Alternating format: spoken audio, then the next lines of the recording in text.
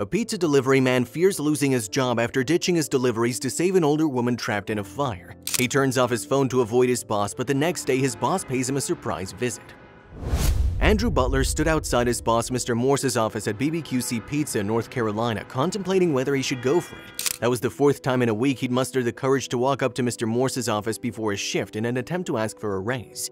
Andrew knew he was a diligent worker who gave his all to his job. Yes, he'd made a few late deliveries before, but who hadn't? He was human and he wasn't immune to making mistakes. He knew his boss never noticed his efforts, so how could he persuade Mr. Morse that he truly deserved a raise? He thought it over and walked away again without speaking to Mr. Morse. Besides being a pizza delivery man at BBQC Pizza, Andrew was a widowed father to his 5 children. Thankfully, his elderly neighbor was kind enough to watch the kids while he was away, so he didn't have to pay for a nanny. Still, the bills were piling up most months, and Andrew was always worried about how long he could go on like that. That day, after receiving his list of deliveries, Andrew hurriedly grabbed the pizza boxes and set out to deliver them on his motorcycle. They were overflowing with orders that day, and he was supposed to deliver pizzas in 2 adjacent neighborhoods. While he was still a couple of houses away from his first destination, Andrew suddenly spotted smoke rising from a house. The house was on a completely different route from his delivery location, but he couldn't just turn a blind eye to it. So he turned his motorcycle around and stopped right in front of the home, which was engulfed in flames. Jesus! Andrew quickly took out his phone and dialed 911 to report the incident. A few people had come out of their houses by then, but no one dared to approach the house because the fire had already reached the front porch. Andrew was frantically waiting for the firefighters so he could leave for his deliveries, but as he looked around, his attention was suddenly drawn to the window where he saw a silhouette. Despite the fire, he entered the front yard and noticed a woman in a wheelchair stuck inside the house. She was banging on the window for help. "She's trapped," he sighed. Andrew knew he was late for his deliveries and would probably be fired, but he knew he had no time to lose. He went into the burning house, using his jacket to cover himself. "Are you insane? You'll die!" Someone yelled at him, but he didn't listen. He burst into the house through the front door, and a few moments later he came out with the older woman. Thankfully, the firefighters arrived by then and started extinguishing the fire. Andrew's right hand was burned while saving the woman, but other than that, they were safe. The paramedics treated Andrew's wound, and while sitting in the ambulance, he checked his phone. He saw a dozen missed calls from Mr. Morse and several messages lashing out at him for his failed deliveries.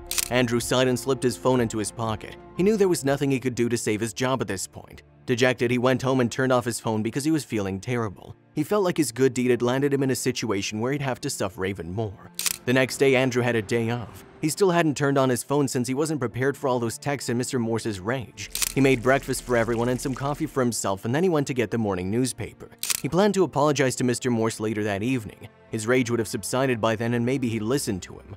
However, as he opened the front door, he stood there dumbfounded. He saw a luxury car pulling over outside his house and Mr. Morse getting down from it. "So you thought you could avoid me by turning off your phone?" Mr. Morse asked him, feigning a stern face as he approached him. "No, Mr. Morse, I was just..." Suddenly, Mr. Morse laughed and Andrew was even more confused. "I have something for you, Andrew." He nodded to his driver who brought a gift-wrapped gift. "Open it," Mr. Morse said. When Andrew unwrapped the parcel, he found a framed certificate inside. Best Employee of the Year. "We had to provide free pizzas to the customers after your deliveries failed yesterday," Mr. Morse explained. "One of our delivery boys saw what you did, Andrew. He told me you saved a woman from a fire yesterday. Good job." Andrew was in tears. "Mr. Morse, But that's not all. I'm giving you a raise, Andrew. I really appreciate having such employees. I also got some pizza with me. Do you mind if I spend some time with your kids and we eat pizza together?" "Of course not. Please come in," Andrew replied, smiling through tears. When Mr. Morse saw the conditions in which Andrew and his children lived, his heart went out to them. He knew Andrew was a single father raising his children alone, but he had no idea they were struggling so much. Mr. Morse made a mental note to evaluate Andrew's performance that month and promote him if he performed well. A month later, Andrew finally bagged the promotion. Mr. Morse made him the general manager of one of his pizza joints in North Carolina. Perhaps God has unexpected ways of rewarding people's goodwill. For Andrew, it was a roller coaster ride where he feared being fired, but was promoted instead.